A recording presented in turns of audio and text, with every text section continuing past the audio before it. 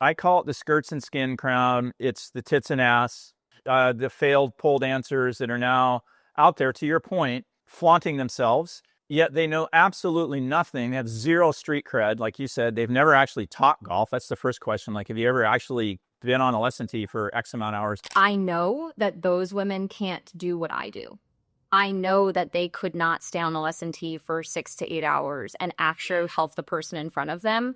I think there is a balance too. I know you mentioned this is like, hey, can I be a content creator, influencer, and at the same time be a legitimate teacher, coach, guide, instructor?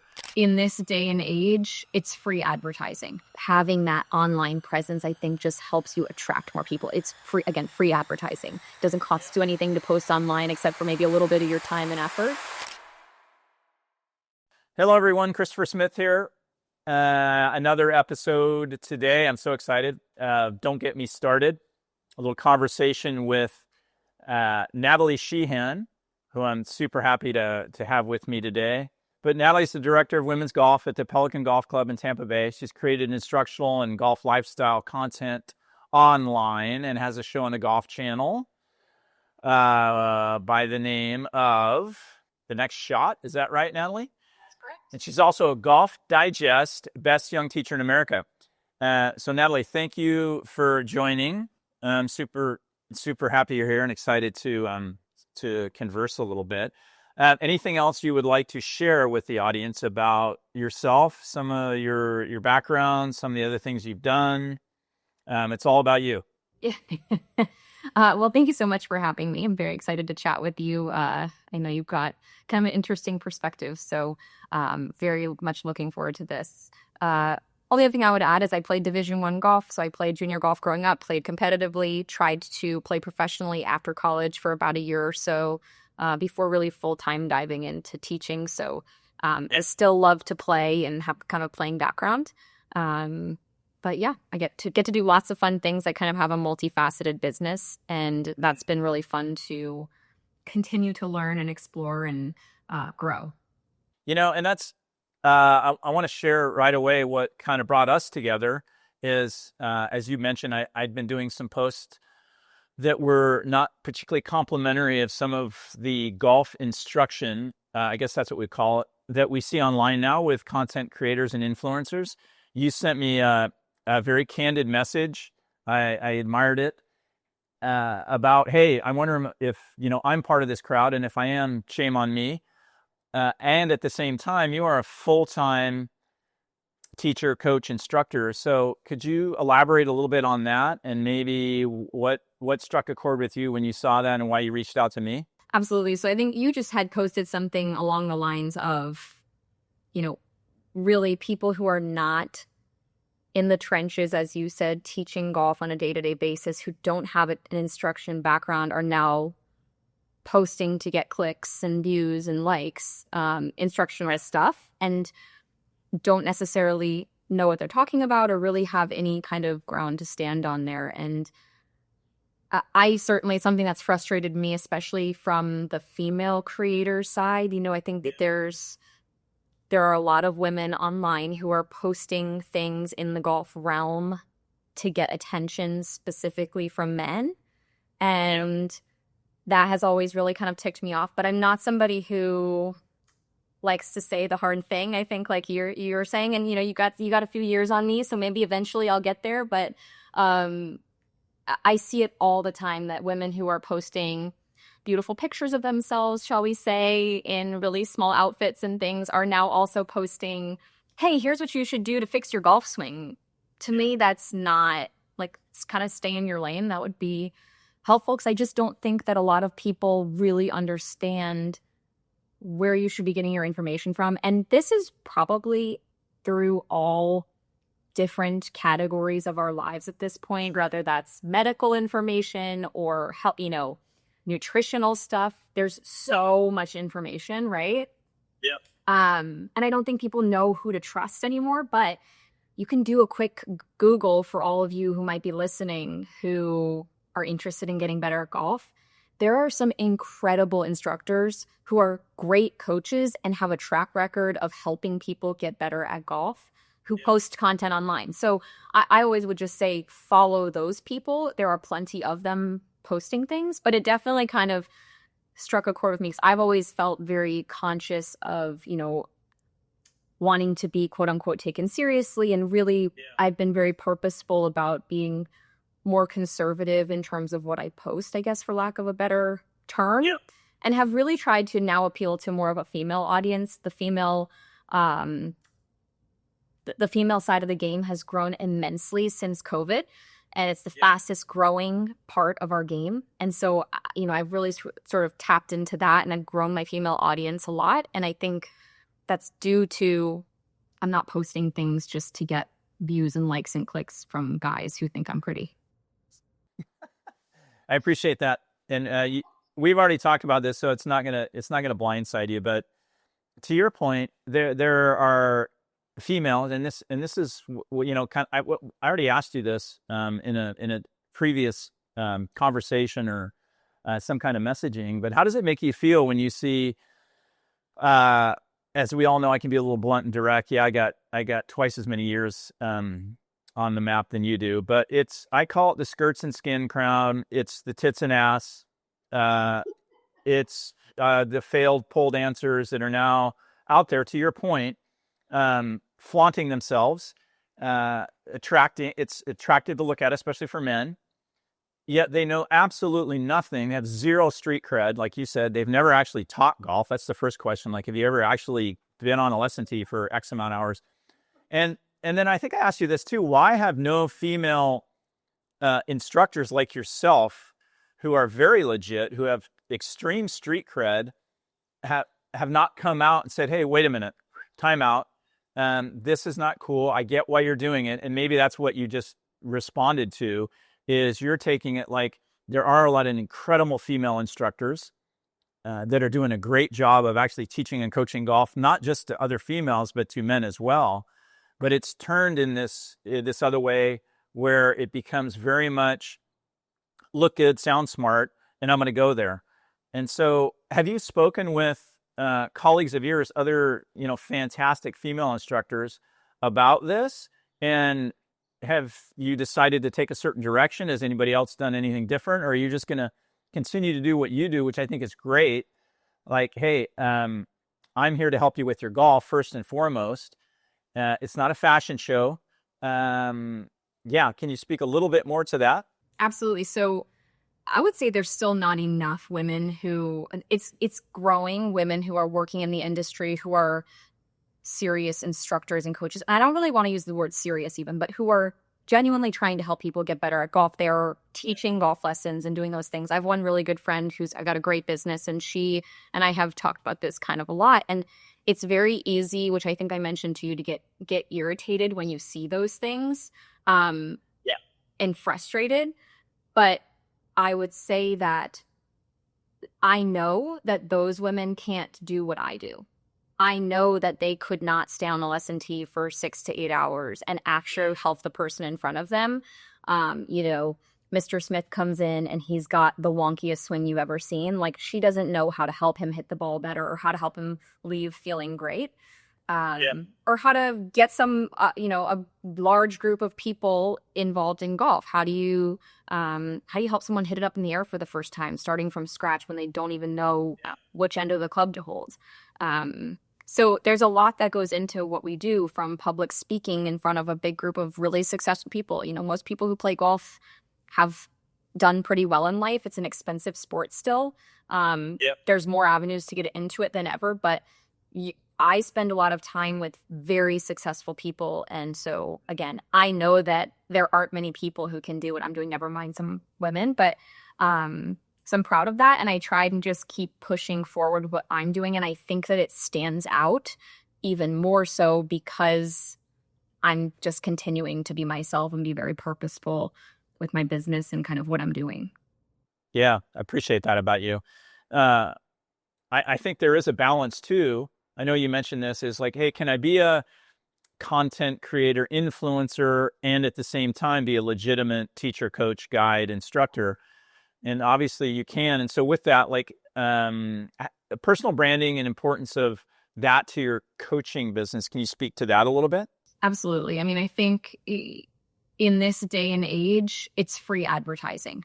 If you are, if you want to be a successful coach, and my goal is not to, I used to think it was to be a tour coach, right? I was like, I'm going to be the first PGA Tour female coach. No one's doing it except for Pia and Lynn. And, that was my thing. And then I quickly realized that that was really not what I wanted to do. I really get a lot of fulfillment selfishly from working with amateur golfers and, people who want to fix their slice and people who want to just shoot a couple shots lower, people who want to just go play golf with their husband and be able to do it proficiently and not feel like they're embarrassing themselves.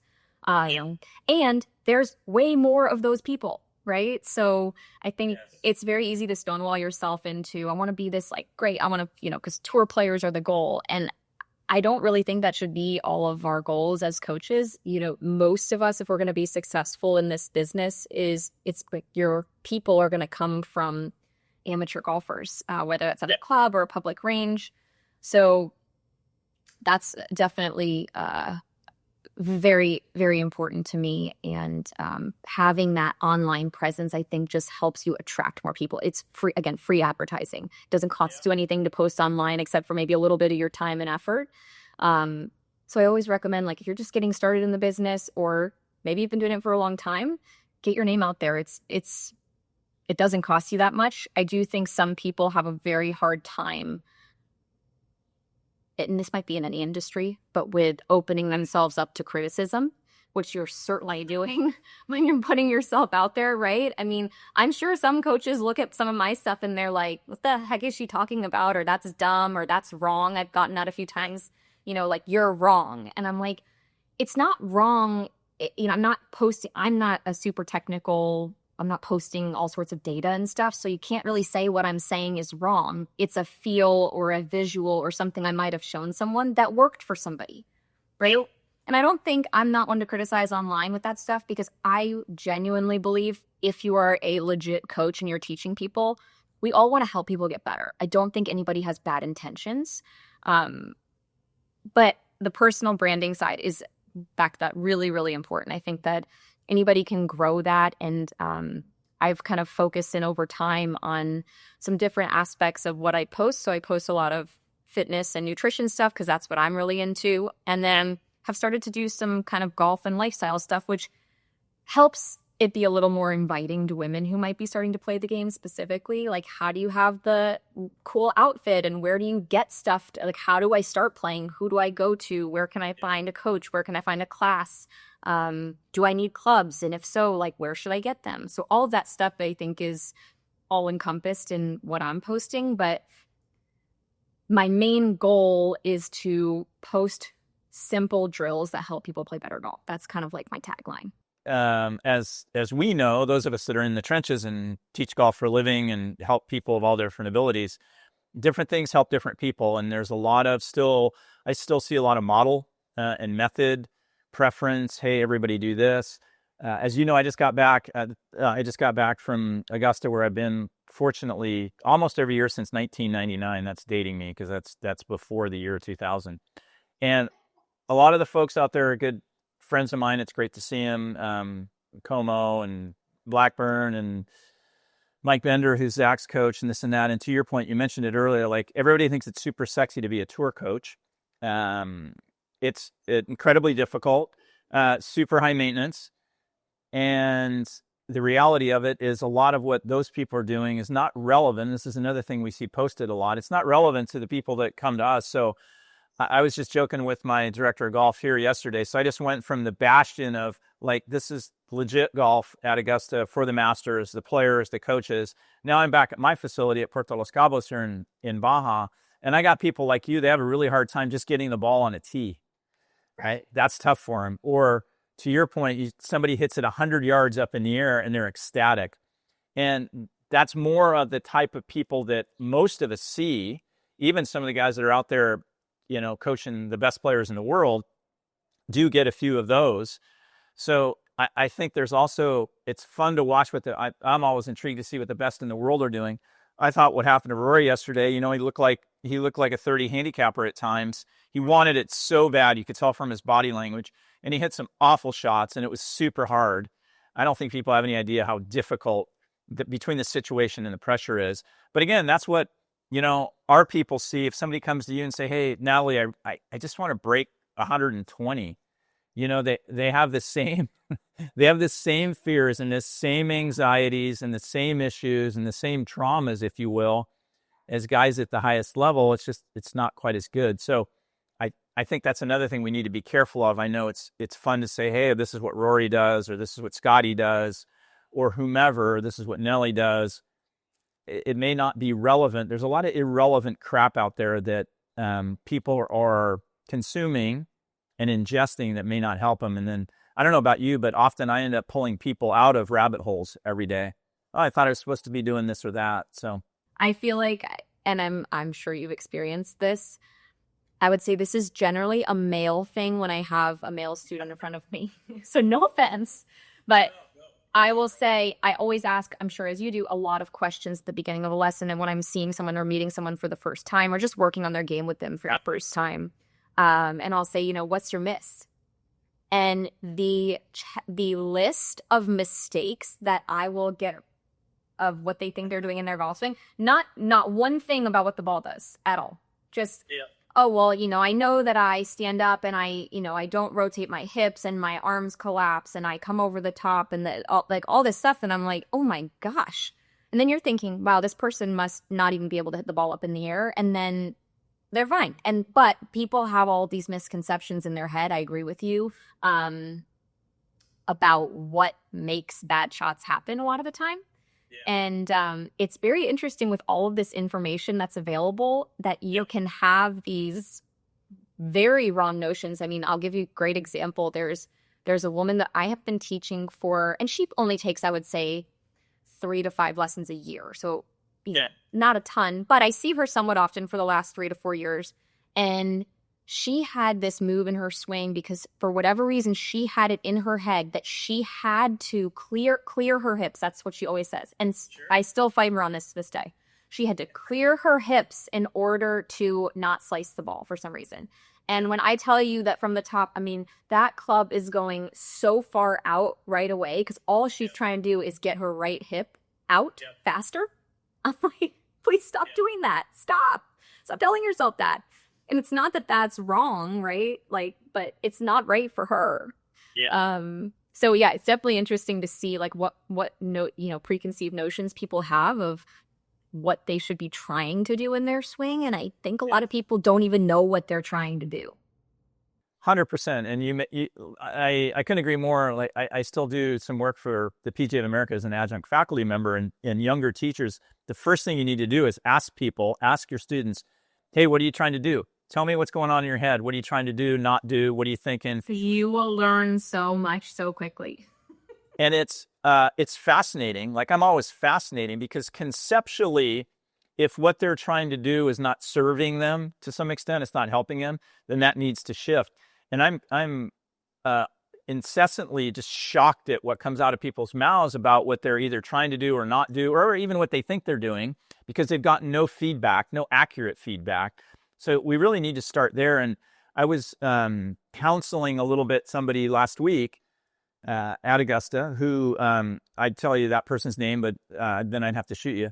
And even at the highest level, there's a lot of confusion. And some of that is the information. We like to say, there's no information, but then there's too much information and bad information.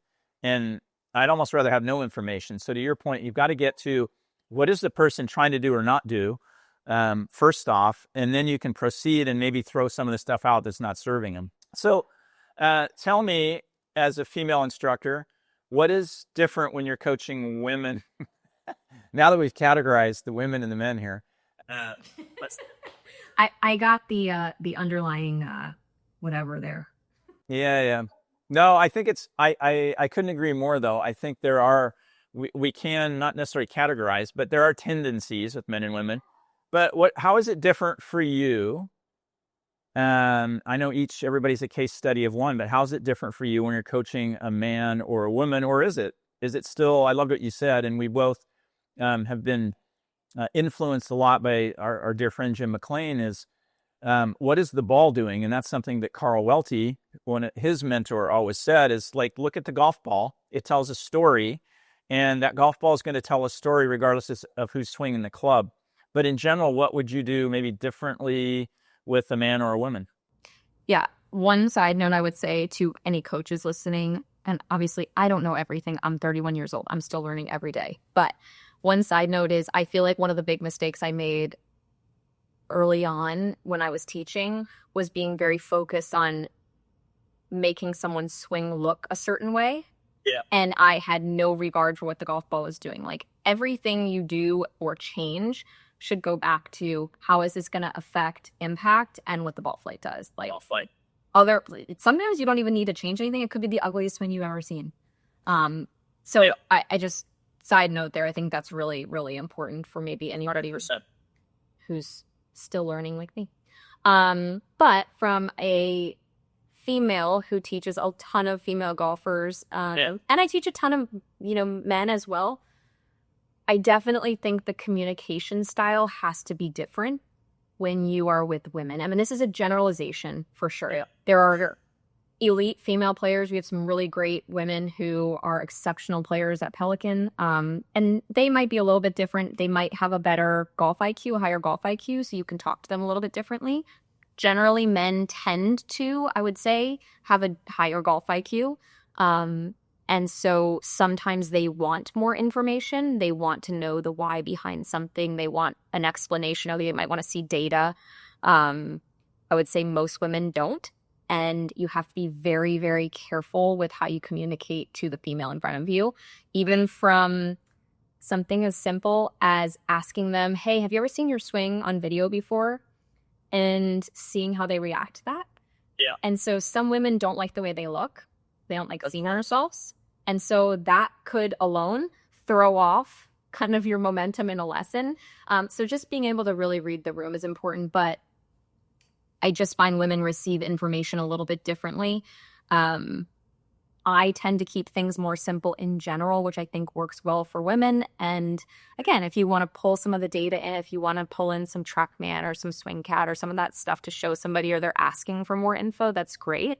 Yeah. But I find that women want to feel comfortable. They want to feel welcomed. They want to feel competent. Women are very nervous to not look good, not look like they know what they're doing, not feel like they know what they're doing. So you just have to be very purposeful in how you're engaging, I think, the female that's in front of you, versus guys tend to have a little bit more hubris, be much more confident in themselves in general.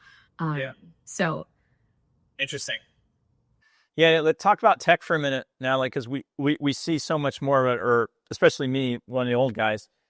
I find sometimes it's abused. I see a lot of younger teachers that have all the bells and whistles, and they never watch the golf ball. They never even watch the person swing, and all they do is watch the blue lit screen that comes up afterwards.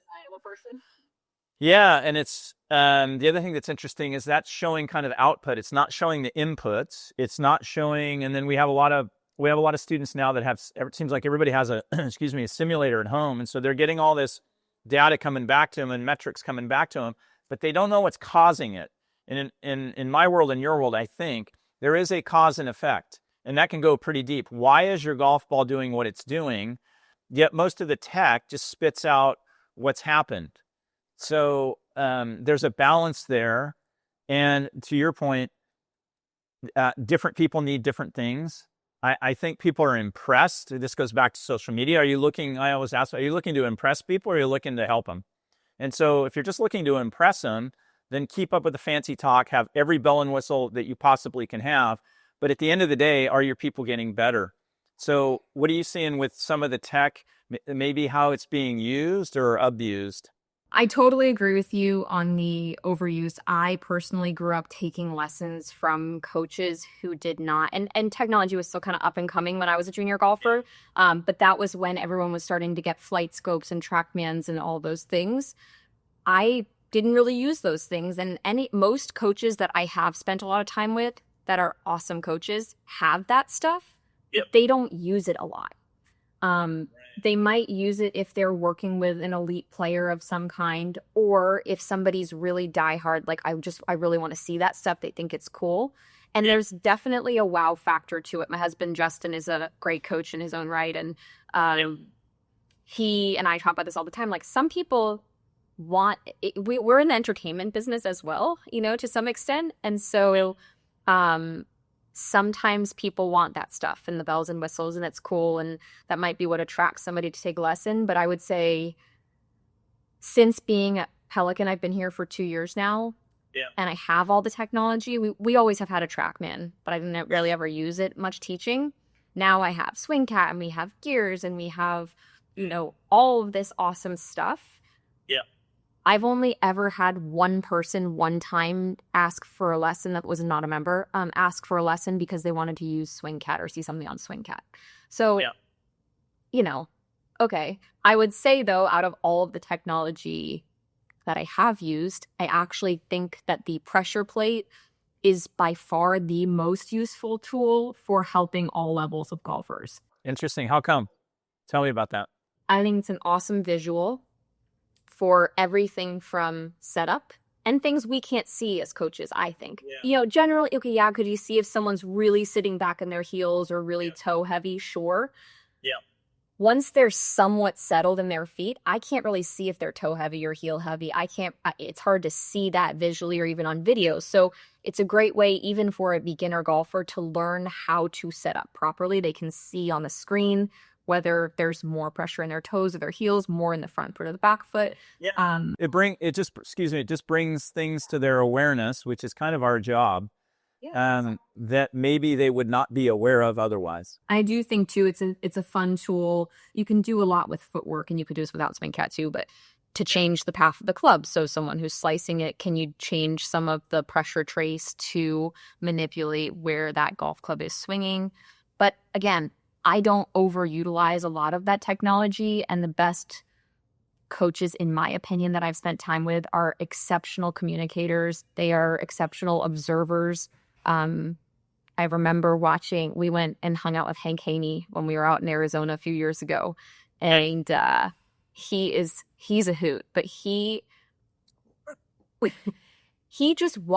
stands there for about 5 to 10 minutes and just observes what someone is doing, which I don't think enough maybe younger coaches are doing. Even little stuff down to how does someone waggle the club before they hit the ball, right? And that can really affect someone's takeaway. That can affect the club face if they're doing, kind of an under waggle this way versus, kind of a hinged waggle, right? So it's fun stuff to have. It's more, in my opinion, for us as coaches to be able to maybe do some more research and kind of like learn more about what movement patterns do and to study. But I don't really find that it's all that helpful for most people. I think video is great. People love any kind of something that can give people feedback is the most helpful. 100%. And plus, it's got to be accurate feedback. As one of my dear friends, Garrett Chaussard at Skokie, likes to say, there's a catchy phrase is, why guess when you can measure? He likes to say, why guess when you can measure inaccurately? And so most of our tech, with all due respect, is not NASA grade. It's good enough for what we use it for, but when people fall in love with the numbers and think it's like uber precise, it's not. However, to your point, like if somebody, like if I get on a pressure plate, you'd be like, hey, Christopher, you're way more on your toes because I'm super quad dominant than you think. And I'd be like, wow, I was not aware of that. And then same thing with video. Like you could tell me time and time and time again until you're blue in the face, and I may not believe you or buy into it. And then people see it and boom, that's the epiphany that we're looking for to help people, basically hit it better. Onwards. What's a great lesson for you? What's a great lesson environment? What do you see also? This gets me started on other things, but I see a lot of shitty lessons being given.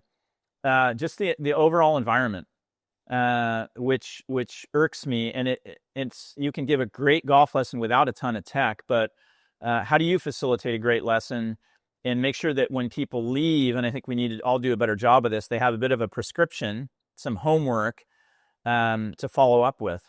Yeah, and I definitely want to hear kind of your opinion on this as well. I think that asking a lot of questions, as I mentioned earlier, is essential because a successful lesson is one that someone leaves feeling like they somewhat got what they came for, right? So if in your head you just kind of assume that they want to work on full swing and, we're just doing full swing all the time, they might have come to see you because they can't hit a 50-yard shot and that's all they wanted to get out of the day.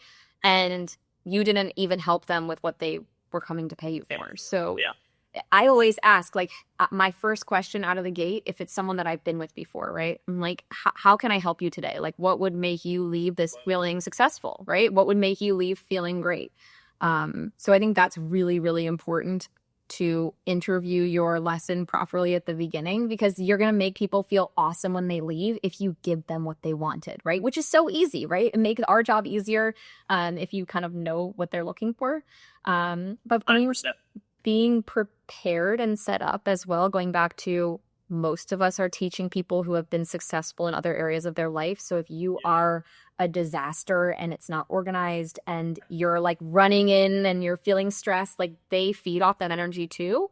So I think it's really important to make sure that whatever your space is, I use Quiva Hitting Bay, but I also use the back of the range. So I kind of move around a lot. But I have all my stuff is kind of in one area. So I know if I need to grab something, I know where I'm going. People feel like I'm calm when they show up.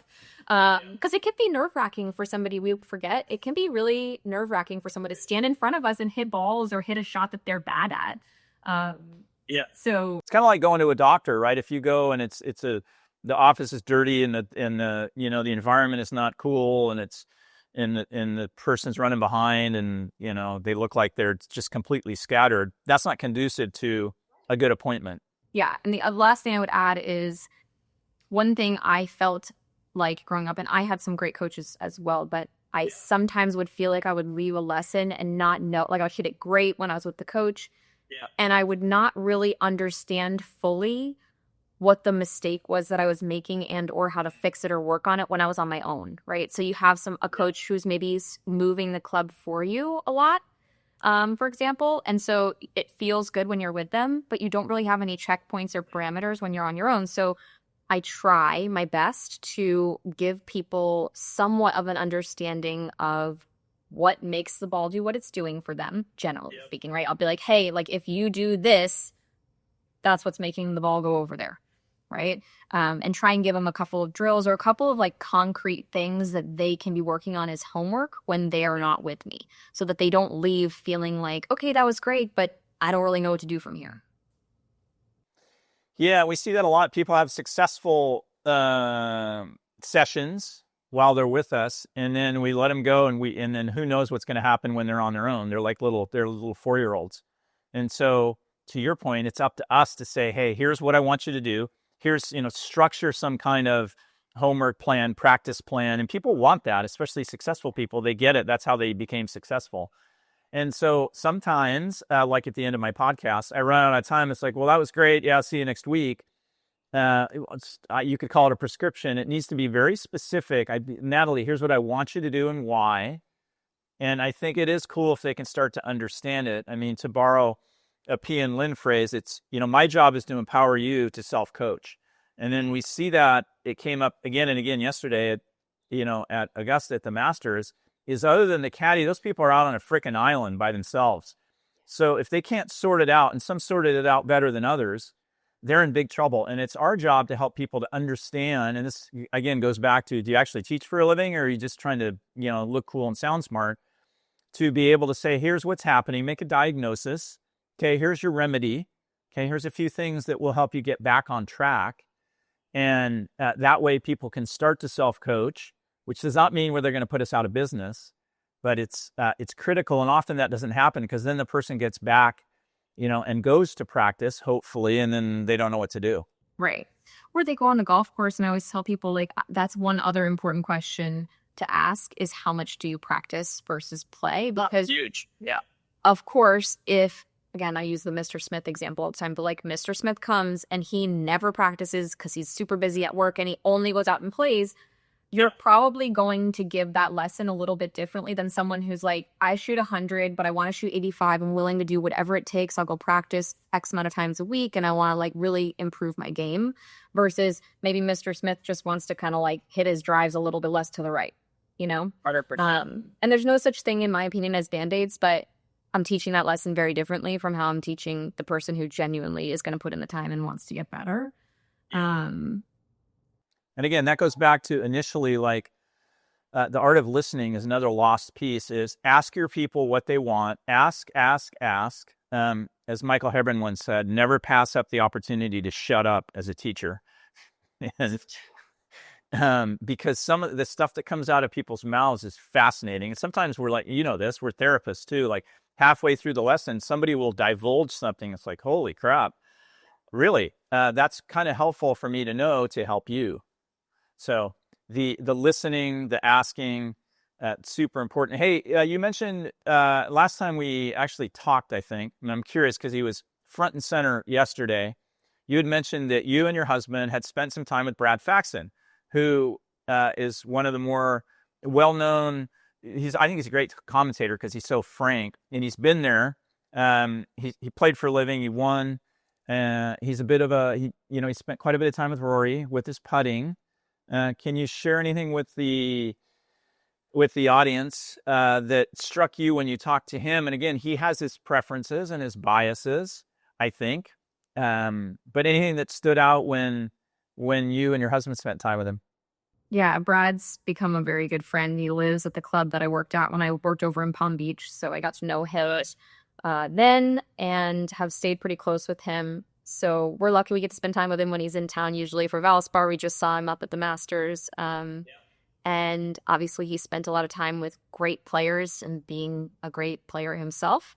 I would say one of my favorite things about Brad and about a lot of the other, he's become a coach. He teaches, amateur golfers as well, some when he's home now, just putting and wedge stuff. But he has, or those types of coaches have a way of making you feel so good about yourself when you're with them. They genuinely care about you. They remember, it's the simple stuff. They remember your name. They remember what you talked about last time you were with them. They ask about your kids. They ask about, whatever it might be. That stuff is also on top of being, obviously you need to know your stuff and be able to help people. But I do think that stuff is so much more important than anybody realizes. Same thing when we spent time with Hank King, and like, these guys are larger than life personalities, but they really make you feel like you are the most important thing in the world when you're in front of them. They're not looking at their phones. They're not distracted, right? So that's, I would say, number one. But back to Brad, I've also gotten to spend some time with him watching him teach. Yeah. And teach amateur golfers. So that was really, really a fun experience. And yes, he certainly has his preferences, but I don't think that they are, in my opinion, I think with putting, there are less unique things sometimes in terms of some of the setup stuff. And he very much simplifies things in a great way. And he's got a great eye for it. But I think that's why he's been so good for Rory, probably, in a lot of ways, is it's not, hey, let's go get on Sam Putt Lab and measure all these things and do all of this stuff, right? He was talking about yesterday, I think it was yesterday, about Rory's kind of miss, and he tends to hit it very low on the face when he's under the gun, when he gets a little nervous. And so one of the very simple things they do is kind of what Tiger used to do. A lot of one-handed putting drills, right hand only, that the right hand's really the motor. And when that gets a little off or there's a little too much tension there, he'll tend to hit it a little low on the face. So he was like, we work on hitting the center of the ball and the center of the face. And I mean, how simple is that, right? Like, it sounds so remedial. Yeah. But I think it goes back to even what I just said about how you make people feel when they're in front of you. The simple stuff really matters, no matter what level you're playing at. And I think it's so easy with all of this information, all of the things that we're exposed to now, to feel like you have to say all the things and know all the things and tell everybody everything you know. And it's just not helpful sometimes. Yeah, it's a lot of blah blah blah blah. I mean, let's face it. We're all insecure to a certain extent, and people that are not very accomplished at what we do are particularly insecure, and so they love to just throw out, stats, data, this and that, trying to impress. I think it's interesting what you say about feel, like um, how you feel emotionally has a lot to do with how you move and act. We know this for a fact. So if you can empower someone to feel a certain way, whether that's competent or confident or whatever, then actually the way they move and the way they behave will shift as well. So I think that's something that we don't do enough of, as far as helping people, make it, people say, "Oh, I want to be confident." Well, if you're more competent, you will be more, confident at the same time. Um, so what about all that? Again, back to the information real quick. Is it helping? Is it hurting? Is it our job? I find myself just culling through, like I used to do, picking out bad range balls as a kid, culling through all this information, which is awfully questionable. And even back to putting, the great Jackie Burke Jr., who just passed, not long ago at the ripe young age of 101, who won the Masters in 1956, always told people the best way to putt is the way you putt best. And I think it's so important for us to figure out whether it's, Mr. or Mrs. Haverkamp or Mr. Smith, whoever, or a tour player, what do they really need? And that takes a lot of effort. It takes a lot of energy. It makes us stray away from models and methods. And I think averages can be super dangerous. I don't think anybody's average. You're not average. I'm not average. Even somebody who's awful that shows up on our lesson tee is not average. And the best in the world are certainly not average. So where does that leave us in culling through and deciphering all this information, and then being able to give something tangible to our students? Obviously, it's our job as the coach to decipher the information for them, whatever it is that we are deciphering, whether that's the issue that they're having, whether that's using a piece of technology or whatever it is, and be able to communicate it to them clearly.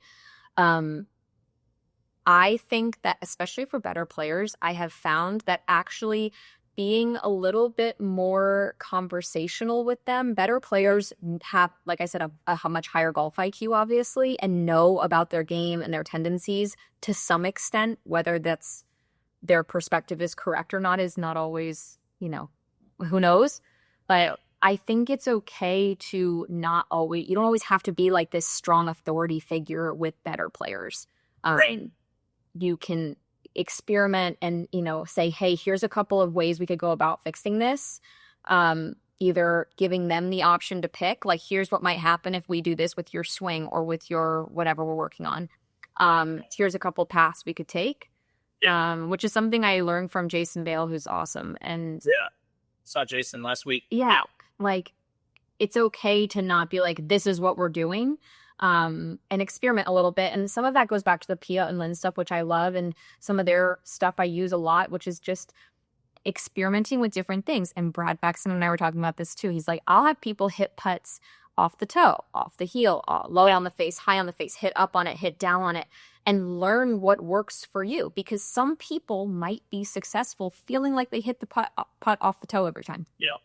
Right? And that's not right or wrong, but that's how you can start to figure out how to help someone perform better. And there's things you can do with your full swing that way too. Yeah, 100%. So Don't Get Me Started is about ready to end. So I want to ask you, like, is there anything else that you'd like to share? Sometimes maybe it's something that there's a lot of things that irk me or piss me off. Is there something that bothers you in this business? And then most importantly, can you make this issue your asset? What are you doing about it? Like, if there's something that you don't like, you've looked at it, what's the solution, if there is one? Well, I would say in the golf business in general, there is a huge opportunity. I'm going to say this in a positive way. There's a huge opportunity for people to stand out. I think a lot of the younger people, and I know I'm on the younger side still, but people who are even younger than I am, who are up and coming in the business, are not willing to look dumb, to work hard, to put themselves out there. When I started out, I just sort of had this like blind faith, and I of course I care to some extent when people think of me, but you have to learn by failure, and you have to do a lot of the things. So like for me, you have to teach a lot of golf lessons to get good at it. That's the only way that you can get good at teaching golf, is by teaching a lot. And I'm sure all instructors would say, once they've done it for a while, I could go back and pay back the people that I taught originally. I didn't know what I was doing. All the awful lessons we've given, 100%. I'm teaching everyone, I'm working on my game. I'm teaching everybody that, whatever I'm working on my swing, right? Because I don't know any different. But yeah, just work hard, put in the time, whether that's with the social media stuff or whatever you want to do, and don't be afraid to try to put yourself out there. I mean, I love that, Natalie. Yeah. Don't be afraid to fail, right? absolutely. All right, Nathalie Sheehan, thanks so much. Great conversation. I look forward to doing it again. And actually, maybe we can do it live together soon. Have a great post-Masters week. See you soon. Thanks so much.